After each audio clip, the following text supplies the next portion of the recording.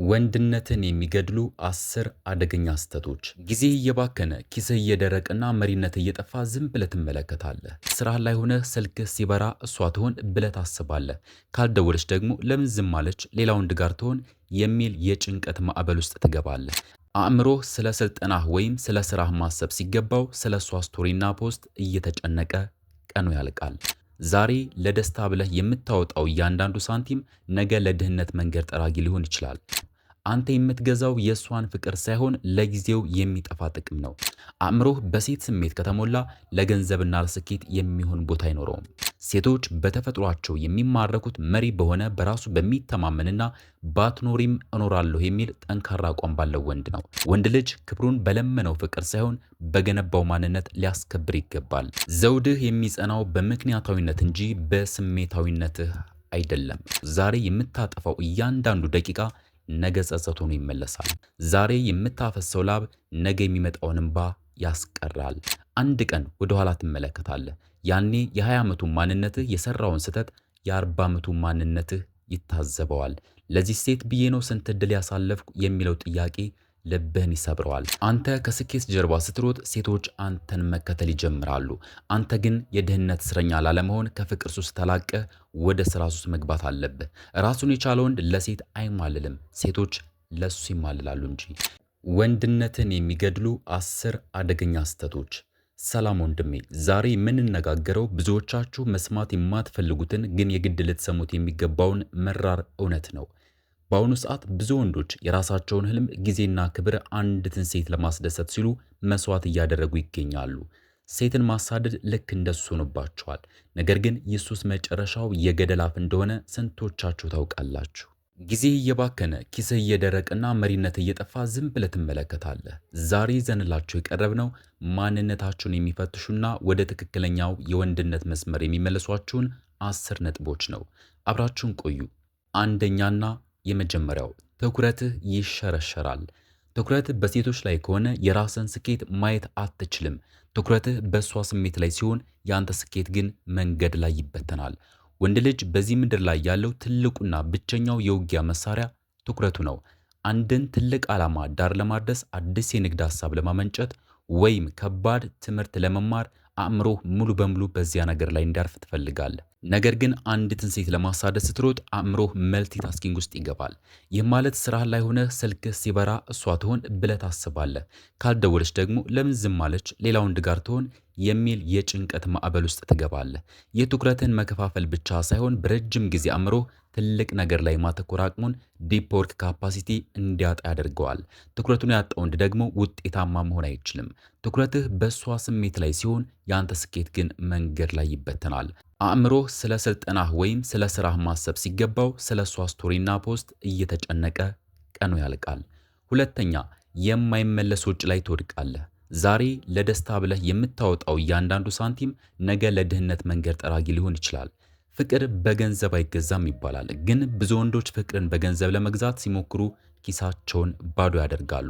ሴትን ለማስደሰት ብለህ የምታደርጋቸው አላስፈላጊ ወጪዎች፣ ውድ ስጦታዎች፣ የቅንጦት ራትና ለማሳየት የምታደርጋቸው ወጪዎች የሀብት ግንባታህን ያደናቅፉታል።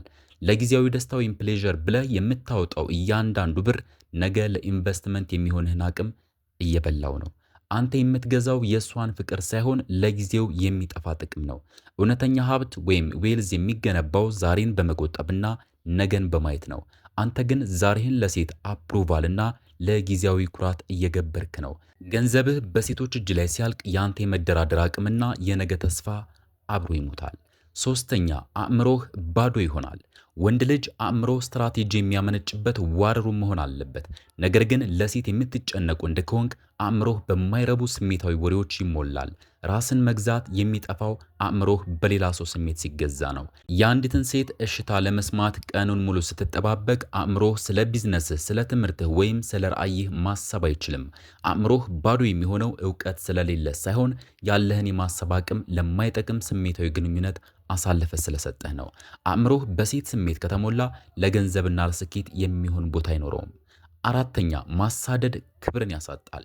በተፈጥሮ ሕግ ማሳደድ ባለቤትነትን ሳይሆን መሸሽን ነው የሚያመጣው። አንተ ሁልጊዜ የምትለምን እባክሽ አትቀየሪ፣ እባክሽ አትራቂኝ የምትል ከሆነ አንተ በሷ ዘንድ ዋጋ ይቀንሳል። ሴቶች በተፈጥሯቸው የሚማረኩት መሪ በሆነ በራሱ በሚተማመንና ባትኖሪም እኖራለሁ የሚል ጠንካራ አቋም ባለው ወንድ ነው። ራስን ዝቅ ባደረክ ቁጥር ክብርህን ታጣለህ። ክብር ደግሞ አንዴ ከጠፋ መልሶ ለማግኘት በጣም ከባድ ነው። ተራና ደካማ ተብለህ እንዳትመደብ ማሳደድህን አቁመህ ራስን መገንባት ጀምር። ወንድ ልጅ ክብሩን በለመነው ፍቅር ሳይሆን በገነባው ማንነት ሊያስከብር ይገባል። አምስተኛ ደስታ ምርታማነትን ይገላል። ጊዜያዊ ደስታና ምርታማነት በፍጹም አይስማሙም። ሌሊቱን ሙሉ ስልክ ስታወራ ብታድር ጧት ስራ ላይ የምታሳየው ብቃት ዜሮ ነው። አእምሮህ ደክሟል፣ የሰውነት ኃይል አልቋል፣ ትኩረትህ ተበታትኗል። ስኬታማ ሰዎች ጠዋት 11 ሰዓት ላይ ተነስተው ስራቸውን በንቃት ሲጀምሩ፣ አንተ ሌሊት በወሬ ስለደከምክ 4 ሰዓት ላይ ትነሳለህ። ያቺ የ5 ሰዓት ልዩነት በዓመት ውስጥ ምን ያክል ስኬት እንደምታሳጣ አስበው። ስሜታዊ ደስታ ለጊዜው ደስ ይላል፣ ነገር ግን የወደፊት እድገትንና ተወዳዳሪነትን ቀስ በቀስ ይገለዋል። ስድስተኛ የመሪነት ዘውድህ ይወድቃል። ወንድ ልጅ የቤተሰብ የቢዝነስና የራሱ ህይወት መሪ ነው። መሪ ደግሞ በምክንያት እንጂ በስሜት አይመራም። አንተ በሴት ስሜት የምትመራ ወይም ሪአክቲቭ ከሆንክ መሪነትህን አሳልፈ ሰጥተሃል ማለት ነው። እሷ ስትቆጣ የምትደነግጥ፣ ስትደሰት ብቻ የምትረጋጋ ከሆነ ያንተ ደስታ ቁልፍ በእሷ እጅ ላይ ነው። መሪ ደግሞ ቁልፉን ለማንም አይሰጥም። ውሳኔዎችህ በስሜት ሳይሆን በስትራቴጂና በምክንያት መመራት አለባቸው። ዘውድህ የሚጸናው በምክንያታዊነት እንጂ በስሜታዊነትህ አይደለም። ሰባተኛ የጸጸት ዕዳ። አሁን ላይ ታይ ይችላል፣ ነገር ግን ጊዜህ፣ ትኩረትህና ስምህ በከንቱ እየባከነ ነው። እያንዳንዱ የምትከፍለው መስዋዕትነት የድህነት ዕዳ ይሆንብሃል። ጊዜ የማይመለስ ሀብት ነው። ዛሬ የምታጠፋው እያንዳንዱ ደቂቃ ነገ ጸጸት ሆኖ ይመለሳል። በወጣትነቴ እንዲህ ባደርግ ኖሮ የሚሉ ሰዎች ጸጸታቸው የሚመጣው ጊዜያቸውን በማይጠቅም ነገር ላይ ስላባከኑ ነው። አሁን መስዋዕት እያደረግ ያለው ጊዜህ፣ ገንዘብህና ወጣትነትህ መጨረሻው ድህነት ሊሆን ይችላል። ያኔ ዞር ብለህ ስታይ ያቺ ያሳደድጋት ሴት ሌላ የተሳካለት ወንድ ጋር ልትሆን ትችላለች። አንተ ግን የቀረው ከጸጸት ዕዳ ጋር ብቻ ነው። ሕይወትህን በጸጸት ሳይሆን በስኬት ታሪክ ሙላው። ስምንተኛ እውነተኛ ወንድ ሰላምተኛ ነው። ጠንካራ ወንድ በጊዜውና በስሜቱ ላይ ባለቤት ነው። ያለውን ሁሉ ለሴት አይሰጥም፣ ምክንያቱም ለራሱ ዓላማ ቅድሚያ ይሰጣል። ጠንካራ ወንድ ስለ ሴት ፍቅር ብሎ ማንነቱን አይቀይርም። ያለው ነገር ሁሉ እሷ ጋር አይደርስም። ሚስጥርህን፣ ገንዘብህንና ድክመትን ሁሉ ማጋራት የለብህም። ክብሩን የሚለካው በስራው ውጤት እንጂ በሴቶች ብዛት አይደለም። ራስን መግዛት ትልቁ የወንድነት ጥበብ ነው። ንግግርህ፣ ጉዞህና ህልምህ በሙሉ በስርዓት የተመራ መሆን አለበት። ዘጠነኛ የነገው ማንነትህ የዛሬውን ይጠለዋል። ከዓመታት በኋላ ወደ ኋላ ዞር ብለህ ስታይ ለዚህ ሴት ብዬ ነው ስንት ዕድል ያሳለፍኩት ብለህ ትቆጫለህ። ዛሬ የምታፈሰው ላብ ነገ የሚመጣውን እንባ ያስቀራል። አንድ ቀን ወደ ኋላ ትመለከታለህ። ያኔ የ20 ዓመቱ ማንነትህ የሰራውን ስህተት የ40 ዓመቱ ማንነትህ ይታዘበዋል። ለዚህ ሴት ብዬ ነው ስንት ዕድል ያሳለፍኩ የሚለው ጥያቄ ልብህን ይሰብረዋል። ዛሬ የምታደርገው እያንዳንዱ ሞኝነት ለነገው ማንነትህ እንቅፋት ነው። የነገው ማንነትህ እንዲያመሰግንህ ከፈለግ ዛሬ ራስን መገንባት ላይ አተኩር። ዛሬ የምታፈሰው ላብ ነገ የሚመጣውን እንባ ያስቀራል። አስረኛ የሴት ሱሰኛ የድህነት እስረኛ ይባላል። ይህ የመጨረሻውና ከባዱ ነጥብ ነው። ሴትን ማሳደድ ልክ እንደ ሱስ ነው። ሱሰኛ ደግሞ መጨረሻው ውድቀት ነው። ከሴት ፍቅር ጀርባ የምትሮጥ ከሆነ ስኬት አንተን እየሸሸች ትሄዳለች። ምክንያቱም ስኬት የሚመጣው ለሚተጋና ለሚጨነቅላት ወንድ ብቻ ነው። አንተ ከስኬት ጀርባ ስትሮጥ ሴቶች አንተን መከተል ይጀምራሉ። አንተ ግን የድህነት እስረኛ ላለመሆን ከፍቅር ሱስ ተላቀ ወደ ስራ ሱስ መግባት አለብህ። ራሱን የቻለ ወንድ ለሴት አይማልልም፣ ሴቶች ለሱ ይማልላሉ እንጂ። የዛሬው ትምህርታዊ ኮንተንታችን ይህንን ይመስላል። በቀጣይ በሌሎች አስተማሪ ይዘቶች እስከምንገናኝ ቸር ቆዩን እያልን ለዚህ ቻናል አዲስ ከሆናችሁ ሰብስክራይብ በማድረግ ቤተሰብ እንድትሆኑን በአክብሮት እንጠይቃለን።